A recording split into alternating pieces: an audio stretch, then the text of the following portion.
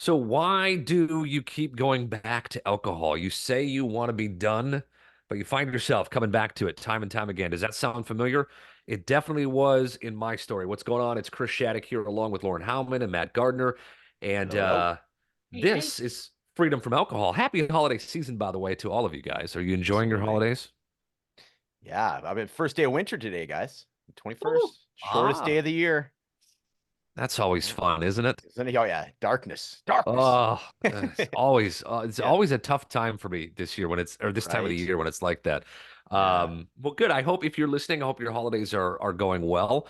And if you've chosen to break up with booze around this time, you are officially a badass because yeah, alcohol, I mean, it's everywhere all the time, but especially around the holidays for whatever reason, we've associated with it for a long time that, oh, we need to have alcohol in order to deal with our families or have merriment and joy and all this kind of stuff.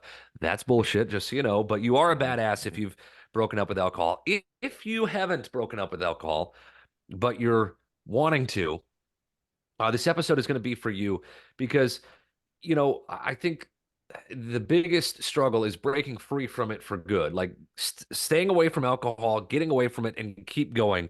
Because so many people tell us that oh, I stopped drinking for a while, whether it's a week, couple of weeks, couple of months, even years, but then I went back to it. And if you're anything like me, I tried for 4 or 5 years to stop drinking. And I would do a dry January. I would quit for a period of time, but I found myself coming back to it.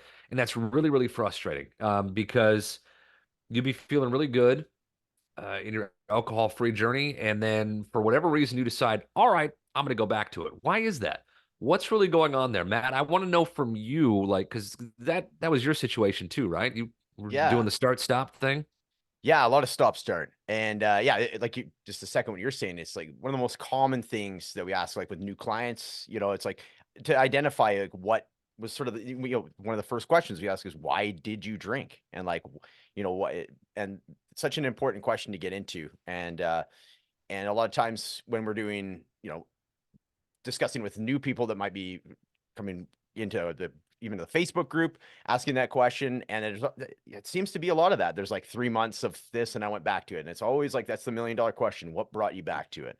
So for sure, it's such a common question. So I'm loving that we're doing this today. For myself, if I were to really identify it, I think my main trigger to go back to it was usually around the 3-week period. And it was, I guess, what we call the pink cloud, which I would suggest we definitely do an episode about the pink cloud in the future because it's an important topic. So for me, it was like at that point, okay, I'm doing everything right, quote unquote. Like I'm eating better, I'm staying off alcohol, I've been going to the gym.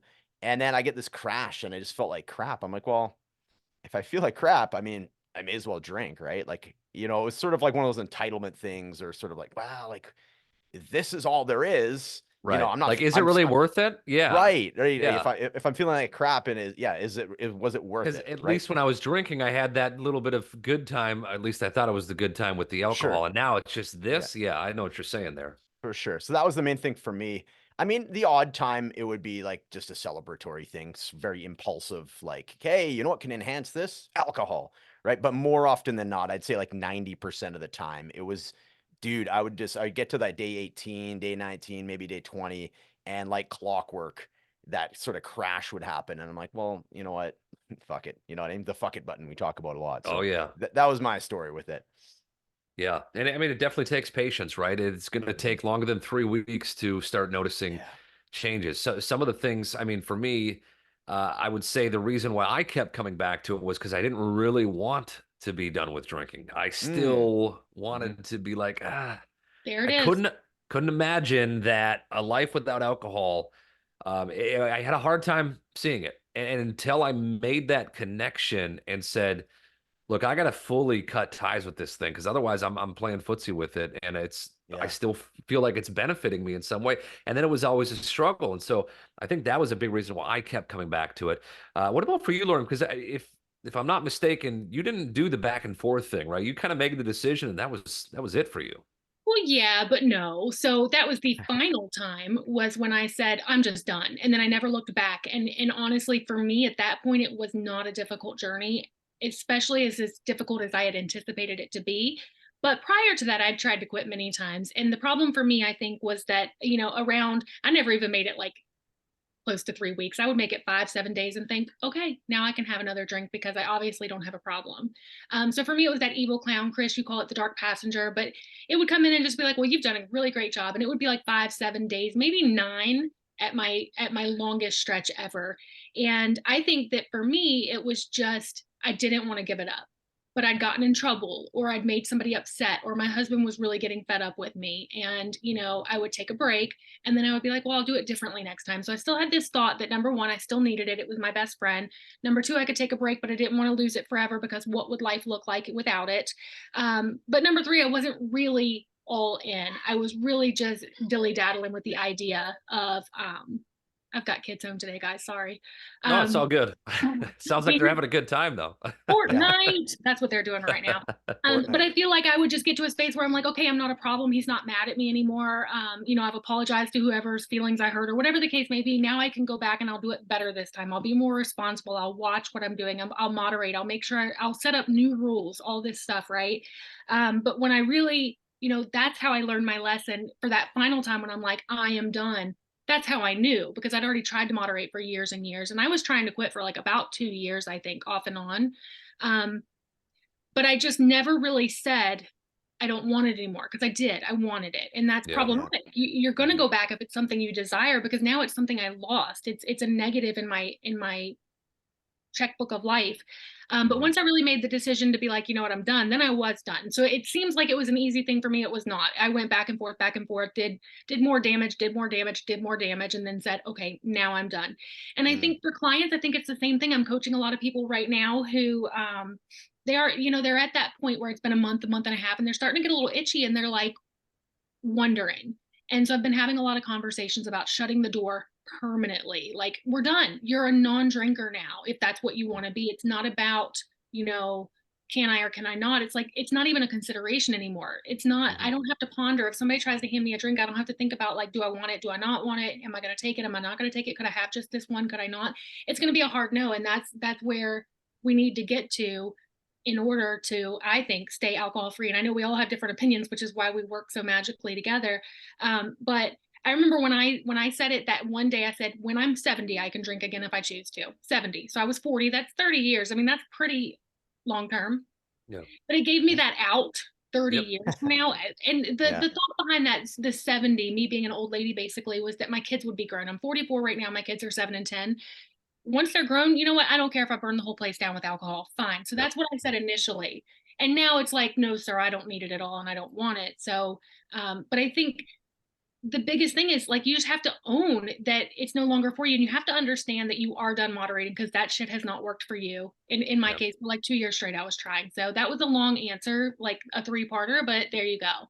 No, yeah, it's good. I mean, my wife and I always said that with cigarettes too, by the way. Like, oh, if we get to 80 and I don't know, maybe we'll have a cigarette here and there. We're kind of joking because we Yeah. both used to smoke and all this kind of stuff. But so I totally get that. And that's the thing too. You don't have to look at this thing in the forever lens. And I think that's where people get tripped up. It did for me when it was like, oh, I'm never going to drink again. This is forever. Because the second we do that, our brains go, okay, sure, we're not, that's you're not gonna put that kind of pressure on us. So it's like we don't have to look at it that way. But the other thing is, if you see this like stopping drinking as a punishment, that's going to be hard to walk away from it. It is not a punishment.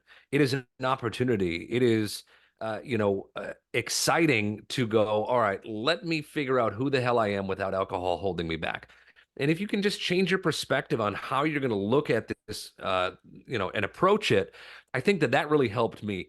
Changing it from, oh man, I got to give this thing up that's been like my reliable buddy in good times and bad times, like that Yeah. sucks, to, okay, I know that alcohol, I'm going to be honest, alcohol has been making my life miserable. I don't like the way that it's making me feel. I want to go see who the hell I am without it. Let's go and blaze this path. It's slight little tweaks like that have helped me tremendously. And not hoping that, okay, maybe someday I can moderate it, right? Like Yeah. it's not worth it, and if you could moderate it, you would. Like that's the honest truth. It's not you're not missing anything by being a non-drinker, so Totally. make the decision, right? Don't hope and wish, but say, I'm deciding that I'm a non-drinker and that's just it. Yeah. And at the end of the day, if it if you slip up or whatever, you're human. It's okay. Go back and start again. It's not like the end of the world, right? So For sure. Yeah, I was looking at it as we were toying like what kind of theme or the title that we're going to use for this podcast. And you initially mentioned like breaking up with that. Why is breaking up with alcohol so challenging, or something along those lines? So I like to kind of have that outlook on it. It's one of the exercises we have our clients do, is the breakup letter to yeah, alcohol, which is yeah, tremendous. And it is like that. If you use that analogy, I really love that. It's it's like that toxic relationship that initially you're like, fucking, I'm done, and then 3 weeks pass and you're kind of like, yeah, if you're kind of wondering, like, I wonder if they've changed as well, because I've certainly changed. If you're starting to, like you say, Chris, playing footsie, if you start kind of doing that, if you're leaving the door open a crack, and you know damn well what's going to happen when you go back, and maybe it's good for that first couple days or whatever, and you know where it's going to lead. It'll yeah. probably be worse than it was before. You're going to be fighting worse, arguing worse than you were before, and so just kind of use that as an analogy. And the other part of that analogy that I really like and to keep in mind is there will be a grieving process, as there is with a breakup, right? As there is Yeah, with a breakup of a definitely. friendship or even with a partner. You have that 7 stages of grief. There's going to be denial, there's going to be anger, there's going to be all the other ones that I can't remember at this point. You're going to go through all 7 of those, and that's why it's important to be part of a community like our Facebook group, and just getting through it with somebody like us as far as the coaching as well. Yeah, if you just try to do it on your own, I mean, you might succeed, but it's super helpful to be in community when you're going through something like this, and just see that there's other people just like you that have the same thoughts about alcohol, that have gone through the same stuff, and to know that you're not alone. And the other thing I think that trips people up too is if you stop drinking, but then you don't change anything else about your life. If you just keep going to the same bars, you keep hanging out with the same people, you keep doing the same things, you don't understand what triggers you, and you find yourself in the same spot over and over again. So if you make the decision to be done with alcohol, you got to change up some other stuff too, and that's why we do a lot of work on mindset, and getting clear on, okay, why am I drinking? Why do I not want to be drinking? Like, there's work that needs to be done. Not putting alcohol in your mouth is honestly the easy part. The other stuff that comes with it, and sitting in the uncomfortable shit that's going to come, and dealing with your shit, so that you can move forward, needs to be done. I mean, there's just no way around it. So I hope this helps. And if you are interested in joining our Facebook group, it's a wonderful community in there. Super, super helpful. A lot of great people in there. It's facebook.com/I want freedom from alcohol. And so go join that. And if you're interested in working with myself, with Lauren, with Matt, we all coach clients, and we all have group calls. And I mean, we do breath work. We do all sorts of stuff. It's not just about alcohol, right? It's about your life and figuring out who the Yeah. hell you are as a non-drinker. That can be hard. It takes on your persona, your identity, and it can be hard to imagine your life without it. So we help you with all that. And if you're interested in working with us, you can go to coachbychris.com and fill out the questionnaire to work with us right there. Or just schedule a consultation call with me, and we'll go from there. So, anything else you guys want to add on this episode here, or are we good? We're golden. All I just right. want to say good. that, yeah, I'm going to add one thing in there, because it can be hard to redefine your life, but it's also very delicious and Yes. exciting, right? Like, it's like, Good ooh, word. I I get was to going to say, do. are you going to do that with your fingertips? You have to Yes. do that Oh, when you you say have to. delicious. Delicious. Yes. Oh, Yes. delicious. Yeah. But it is, because, yeah, another reason why people go back, and I know we're hopping off here, they go back to the alcohol because they're like, screw it, there's nothing else to do. Well, no, we have to go recreate, like, what do you want your life to look like? And so instead of sitting on that one couch cushion all by yourself every night from 5 to 10 drinking, now you're out making friends. Maybe you've joined a book club, or you're going to Pilates or yoga, or you're painting, or you're just out to dinner with friends again that you can now see, because you're not hiding because you wanted to drink as much as you wanted. Nobody needed to see all that, right? So like you Yeah. get to build this space, this life, and it is a little Very delicious. delicious. Or at least try a different couch cushion. You know what I mean? One step at a There you time. go. Whereas, Yeah. Hey, even a different couch cushion can be delicious. Yeah. Sit on Absolutely. the recliner for a while. Yeah, Or, woo. I mean, honestly, rearranging your furniture, I Totally, think man. it's super important to change up Yeah. your environment, right? And 100%. to let your brain know something's different here. We're changing things up. because the human condition wants familiar so bad, and it wants to be in the comfort zone, what it knows. And when you try to get away from that, it's going to try to suck you back in. So consciously, you have to be aware of those things happening.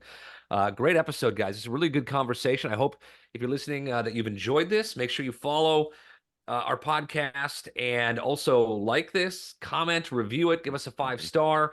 Unless you didn't like it, then that's fine. Be on your way. We don't need any negative comments. Yeah, But yeah, yeah. if you got a good Be on one, your we'd way. love to have it from you. Yeah. But yeah, we do this because we've all been where you're at right now. If you're listening to this, we've been where you're at. We understand. We want to help you and let you know that it doesn't have to keep being this way. So that is all for this edition of Freedom from Alcohol. We will see you next week. Bye, y'all. Hi, everyone.